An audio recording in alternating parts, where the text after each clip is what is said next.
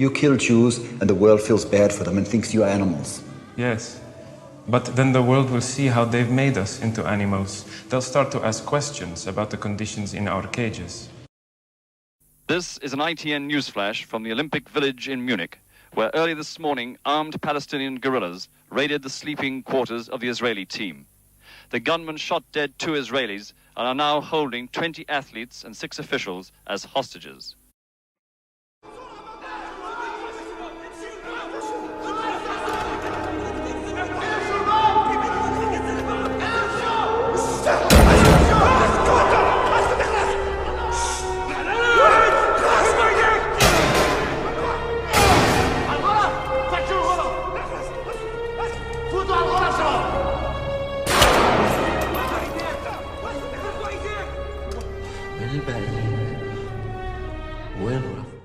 One of the best and most interesting films to deal with the Israeli-Palestinian crisis, also larger concepts of war and conflict, was Steven Spielberg's 2005 film Munich, starring Eric Bana.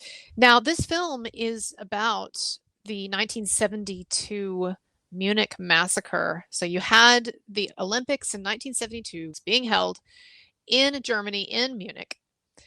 And a number of Palestinian terrorists snuck into the Olympic Village, broke into the apartments of a number of Israeli athletes, held them hostage over a period of days. This was televised, by the way.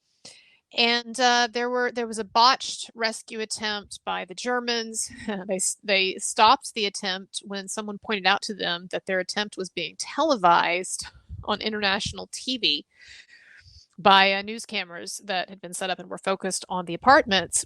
So negotiations took place, and the terrorists thought that they had brokered a deal, went to the airport. There was supposed to be free passage to a safe country, hostage exchange, that sort of thing. And instead, German forces botched the raid, and the 11 Israeli athletes were killed. So this was a huge incident. And so the Steven Spielberg movie gets into various aspects of this. And I think that it's particularly relevant because a number of the same themes and ideas and issues that Spielberg looks at in his film, you see resonating today with the recent news of the terrorist attacks in Israel and basically the reignition of that entire controversy between the Israelis and the Palestinians. Now, the prime minister of Israel at the time was a woman named Golda Meir, and this woman is incredibly famous for being one of the first female heads of state in the world and a real trailblazer in that way in a lot of respects. And in fact, there's a new movie out about her that you might want to check out, starring Helen Mirren. Now, Golda Meir was a shrewd politician and a tough leader. And she did feel, as did many in the Israeli government, that this massacre needed some kind of an answer, some kind of a response. And so we see this actually in one of the scenes in Spielberg's film. We say to these butchers, you didn't want to share this world with us, then we don't have to share this world with you. There's legitimacy for this, am I correct? Ambushed and slaughtered again. While the rest of the world is playing games, Olympic torches and brass bands and dead Jews in Germany. And the world couldn't care less. There's people. They're sworn to destroy it. Forget peace for now. We have to show them we're strong. We have laws, we represent civilization. Some people say we can't afford to be civilized. I've always resisted such people. Because I don't know who these maniacs are and where they come from. You tell me what law protects people like these. Today I'm hearing with new ears. Every civilization finds it necessary to negotiate compromises with its own values. I've made a decision. The responsibility is entirely mine. You can see in this scene Spielberg's film dealing with one of the major questions that we see in modern conflict, modern warfare, whether retaliation is the only legitimate means by which one can show the other side that one is strong, that one will fight back, that one will not just lie down and take it. And I think this is a question that's at the center of a lot of major foreign policy decisions and quandaries that leaders find themselves in. You can go back to, Neville Chamberlain and the idea of quote unquote appeasement of Hitler. And yet there are other times historically when military engagement, military action is not a good idea. And we see here also another issue when we talk about international conflict and military engagement and foreign policy is this question of whether it is appropriate and when it is appropriate to go outside the boundaries of typical judicial and legal structures. In other words, what she's authorizing in this is basically an unofficial hit on these guys who have not been charged formally, who have not been tried in courts of law, and yet now these men, these assassins, are being authorized to go and basically take justice into their own hands based on intelligence that could be flawed. A similar kind of cyclical structure is exhibited in one of the most famous and I think most interesting scenes in the film. Now, this is a scene where an undercover Israeli assassin, played again by Eric Bana, happens upon a Palestinian terrorist. They have this debate. Eventually, the Arab states will rise against Israel. They don't like Palestinians, but they hate the Jews more. It won't be like 1967. The rest of the world will see by then what the Israelis do to us. They won't help when Egypt and Syria attack. Even Jordan. Israel will cease to exist.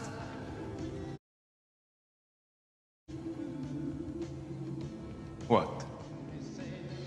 This is a dream. You can't take back a country you never had. You sound like a Jew. Fuck you. I'm the voice inside your head telling you what you already know. You people have nothing to bargain with. You'll never get the land back.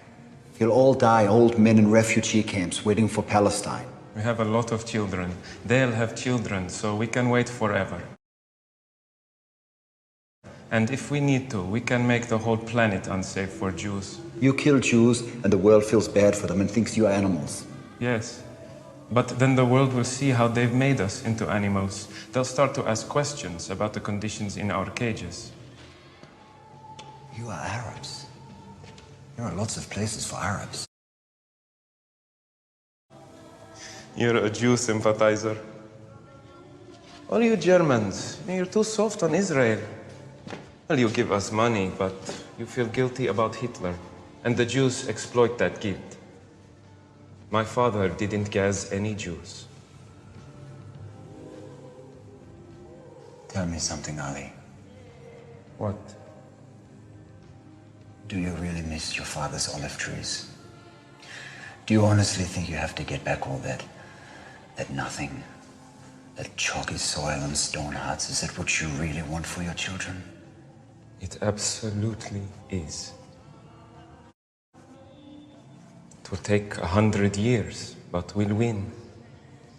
How long did it take the Jews to get their own country? How long did it take the Germans to make Germany? And look how well that worked out. You don't know what it is not to have a home. Basically, this debate becomes sort of a microcosm of a sort of a small scale exploration of the larger questions and positions and opinions in the Israeli-Palestinian conflict. And you can see the similar cyclical structure that I was talking about, where they just keep kicking back and forth, back and forth. So in sort of an infinite regression, like a house of mirrors. And so one guy will say something, but what about this? And the other guy will say something, but what about this? And so forth, right? And my aim in this YouTube video is not to say that both sides in the Israeli-Palestinian conflict or in any conflict are absolutely equivocal. That's a topic that I don't want to get into.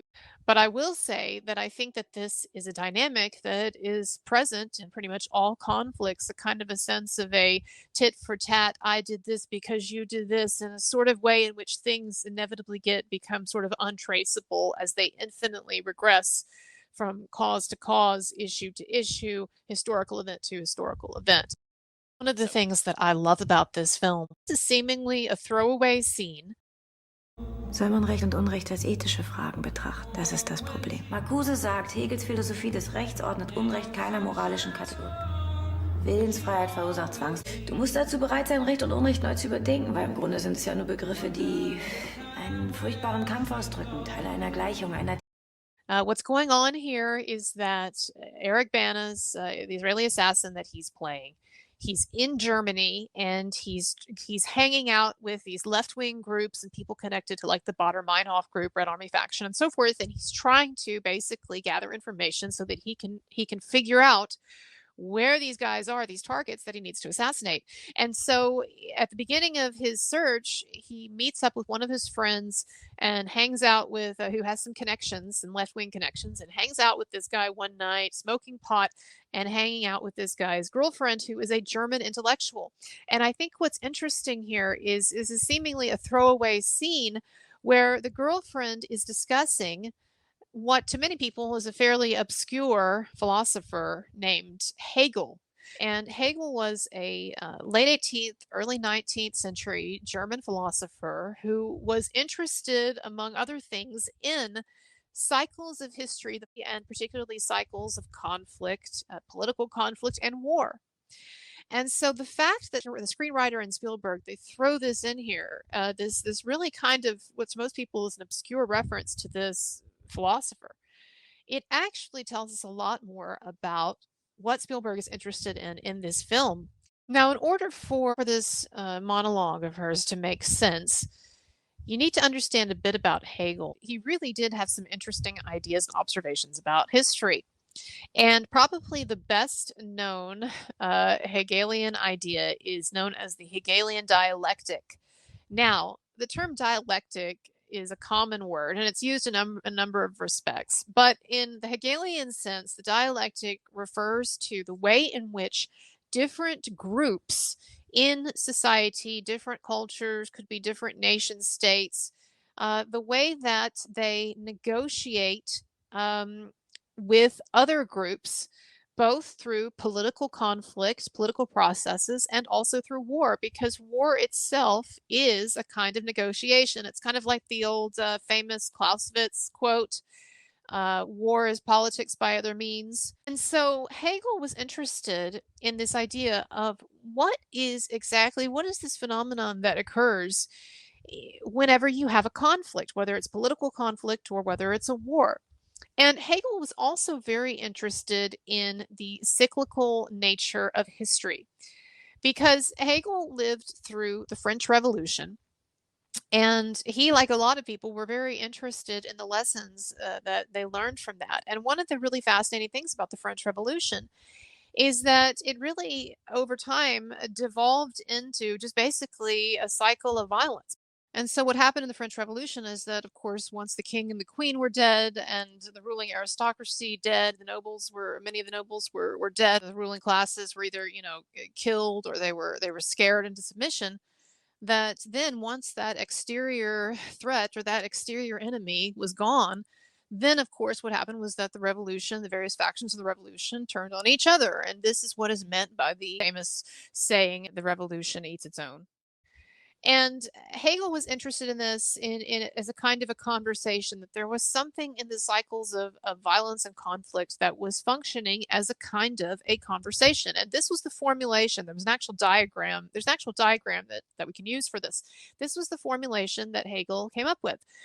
It is that you start off with a thesis, and a thesis is the status quo. It is whoever is in charge at the time, whatever the government is at the time, whatever the ruling power is, whatever the standard is that you have at the time, right? Prevailing norms, what have you.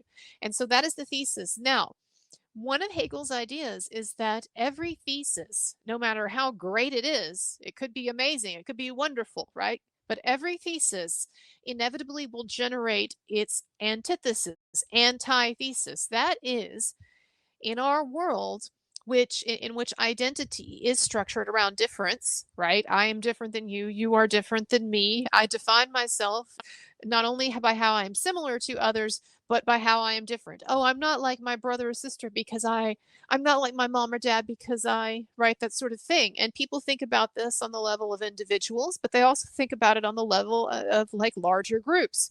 And so both personal identity and group identity are determined through a kind of a conversation of a dialectical conversation of difference. Die meaning two, right? And so what happens in this sort of cyclical nature of history is that you'll have a thesis, you'll have the status quo, and that thesis always creates almost as a kind of inevitable byproduct an antithesis. And then that antithesis and that thesis then get into a kind of a dialectical conversation. And that conversation can be political, it can be two political parties, it can be two candidates, or it can be on the level of war or diplomacy. If you have two nations or two nation states, or a nation and then some kind of an ethnic group like we see with the Palestinians, right? And then you have the playing out of the dialectic, whereby these two engage in conversation, diplomacy, or war, right? Like a game of tennis, ping pong, whatever, a very bloody game of ping pong. And so this dialectic, it occurs, and then finally, either through politics or diplomacy or war or a combination of these things, finally there is a breakdown of or a cracking of the thesis. The antithesis kind of comes in, and there is then what is known as a synthesis, right? Because then these two must come back together.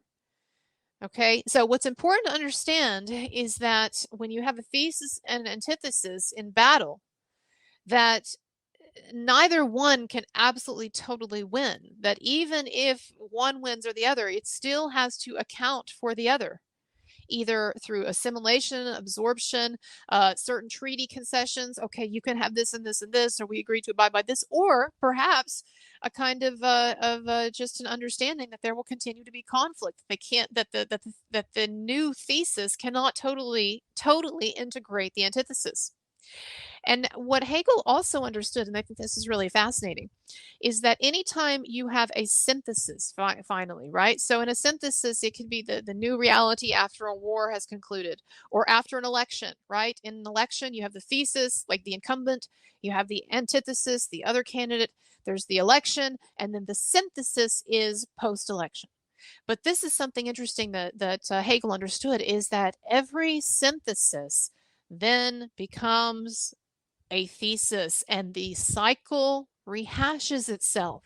And so this cyclical nature is really helpful in understanding, for example, and this is what Hegel observed during the French Revolution, the way in which revolutions, once they are successful, what immediately happens?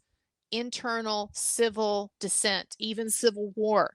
So for instance, you have the American Revolution, right? The thesis was the Brits, the antithesis was the colonists, the revolutionaries. You have the war, then you have the synthesis, which was the new American Union, right? The United States, and then you start to see immediately the cracking open of divisions, ultimately one could argue several decades later leading to the Civil War. Because, and understand this is important, once you have conquered, once you and another person, or you and another group, or you and people like you, once you have banded together to conquer your enemy, when that enemy goes, then internal division begins. And this is one of the reasons why leaders, world leaders, historical leaders, in a way, why they like having an opponent, having a bad guy, having an enemy, is because when you have an enemy, then it enables solidarity within internal solidarity. And so, that's why Independence Day, when the aliens finally appear as a threat, then of course, all the people on Earth who had been just a moment ago fighting each other and engaged in wars and conflicts, they get together because now they have a common enemy. There is a thesis, an antithesis, and then a playing out of the dialectic. Now, what in Hegelian philosophy is the goal ultimately of this cycle? Why are human beings engaged in this never ending cycle of conflict, of thesis, antithesis, synthesis, and over?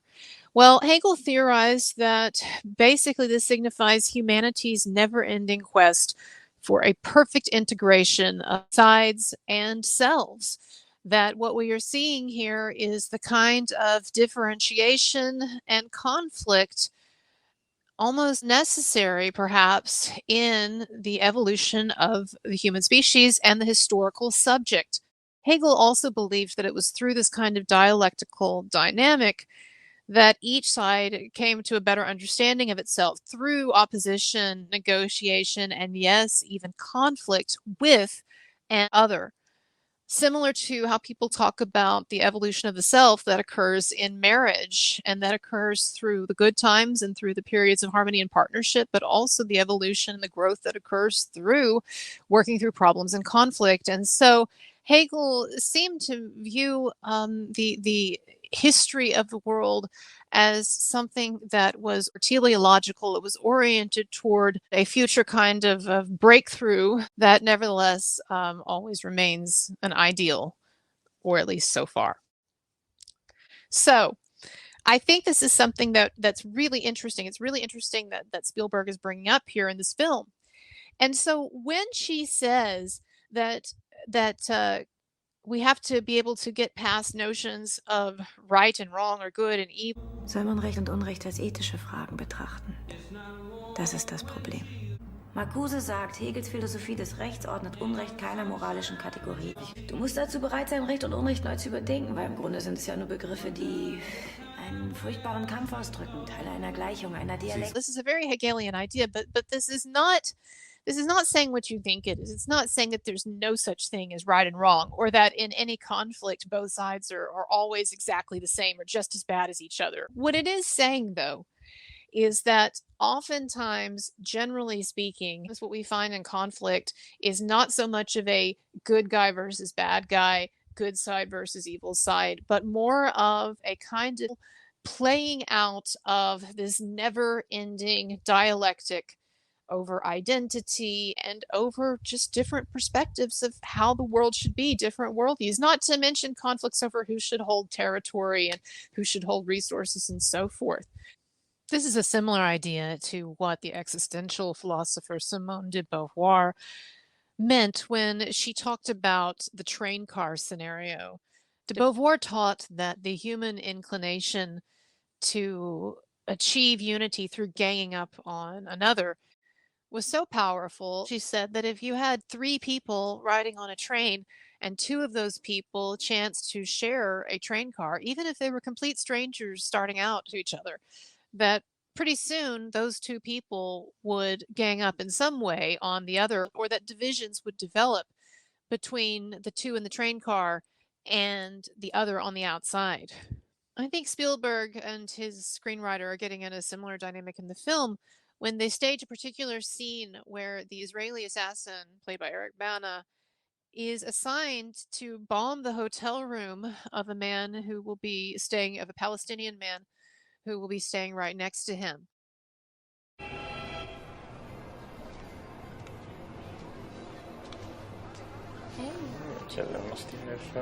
Oh.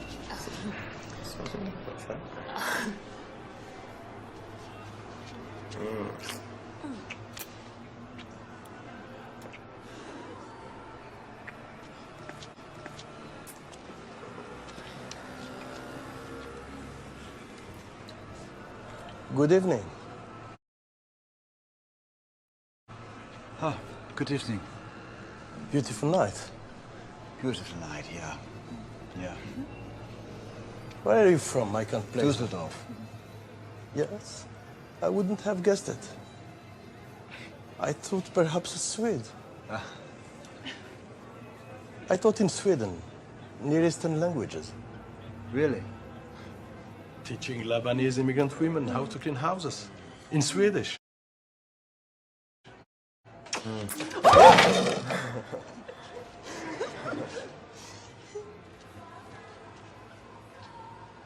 Were you here last night? No, just checked in. Just arrived. Don't plan to sleep. They keep at it all night. There, 4 hours. Take sleeping pill if you have That's one. okay, I can sleep through. Are you sure? You don't want Really, to no, borrow thank one you night? very much. It's okay. Really? Yes. So, good night.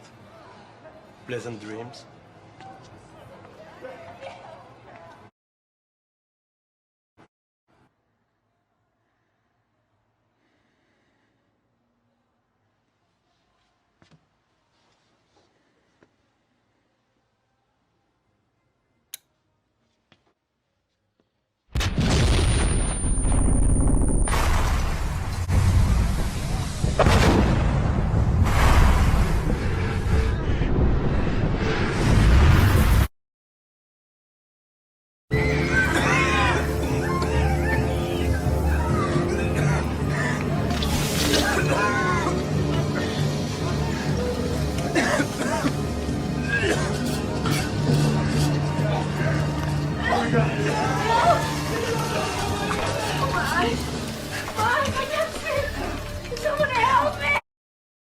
What we're seeing here is the Israeli assassin developing a kind of relationship or friendship with affinity for the man that he knows he's going to have to kill.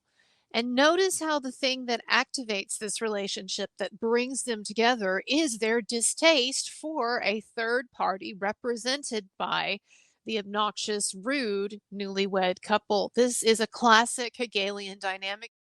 This scene of bonding between two men who are on opposite sides also reinforces the idea that war and conflict and even politics are very different at the level of the group than the level of the individual, and that at the level of the individual, these larger forces tend to subside or abate to a degree.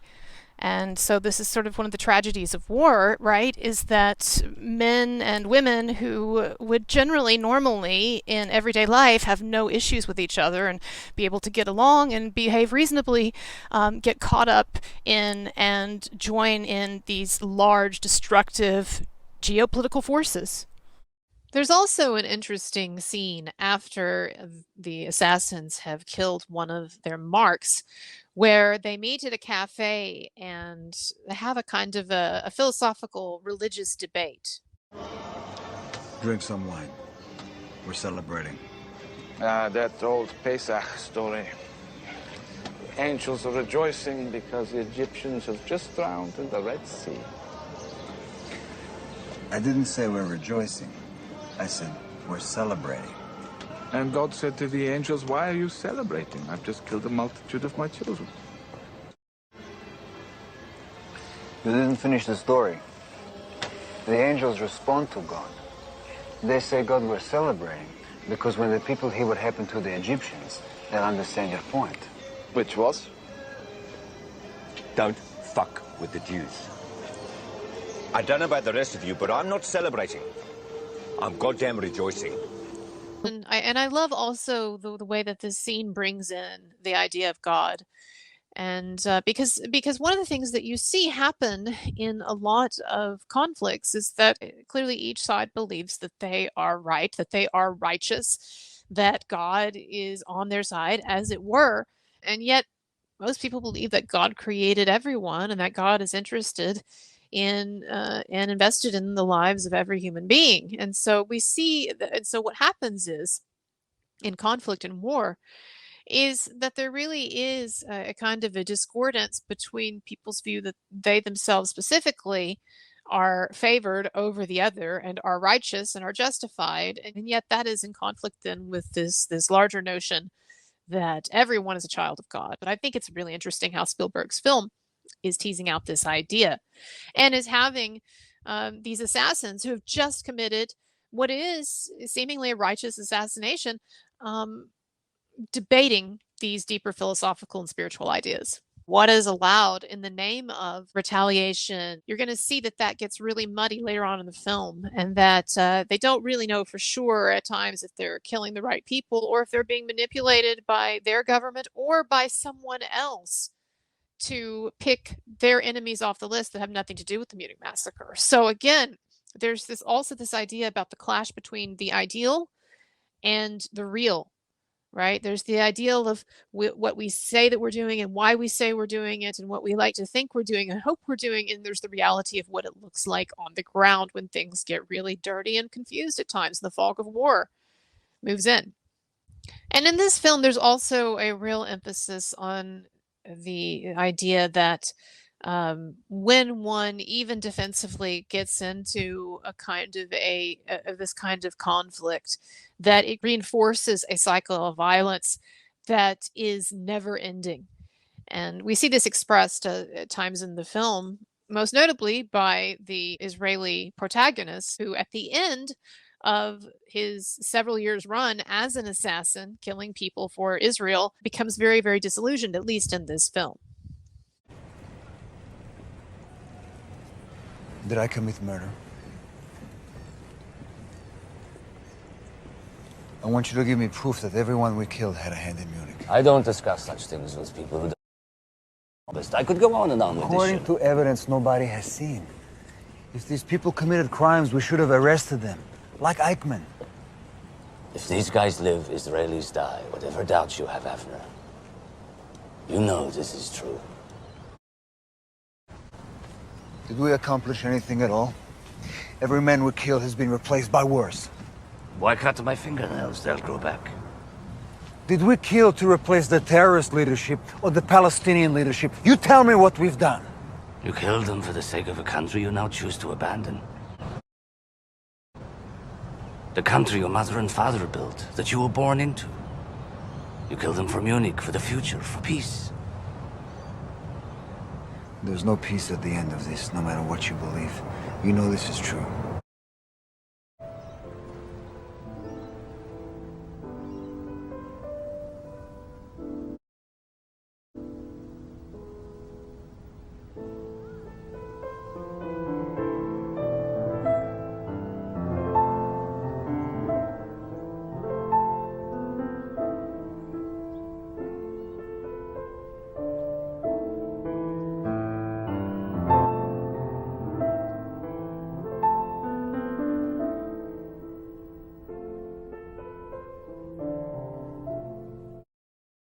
All right, well, if you enjoyed this, check out my channel. I actually have a lot more philosophy. I'm going to try to be getting into history more.